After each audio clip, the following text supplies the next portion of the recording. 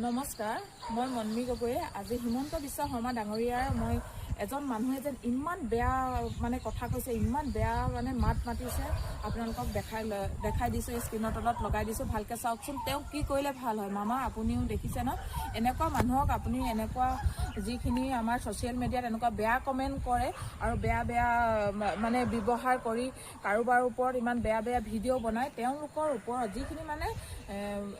যিখিনি নিগেটিভ কোনোবাই বেয়া দেখিছে কিবা এটা বনাইছে বোলে, এনেকুৱা আপুনি এনেকুৱা লেতেৰা শব্দ প্ৰয়োগ কৰি যিসকলে ভিডিঅ' বনায় সেইসকলক আপুনি নাকি ল'ব। কাৰণ এইটো কাৰণে কৈছোঁ, আপোনাৰ এনেহেন এজন মুখ্যমন্ত্ৰী যোন সকলোৰে মৰমৰ, এনেকুৱা এজন মুখ্যমন্ত্ৰী যাৰ সকলোৰে মন জয় কৰিব পাৰিছে, তেনেকুৱা এজন মুখ্যমন্ত্ৰীৰ কথা ইমান বেয়াকৈ ক'বলৈ তেওঁক অধিকাৰ ক'ত পালে।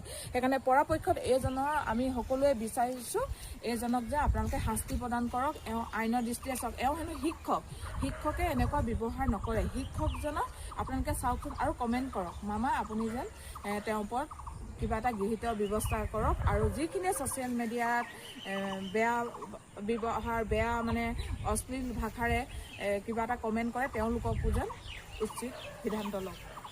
কি হ'ব অসমলৈ? আমাৰ দেশৰ কথা চিন্তা কৰা মানুহ লাগিব। আজি আমাৰ দেশখনৰ কথা চিন্তা কৰা, আমাৰ সমস্যাবিলাকৰ কথা বিধানত উত্থাপন কৰা মানুহ এজনে আছে, এজন অখিল গগৈ, বাকী কোনো নোৱাৰে। হিমন্ত বিশ্ব শৰ্মা কি হ'ল? পোৱালি কিন্তু ক'বই লাগিব।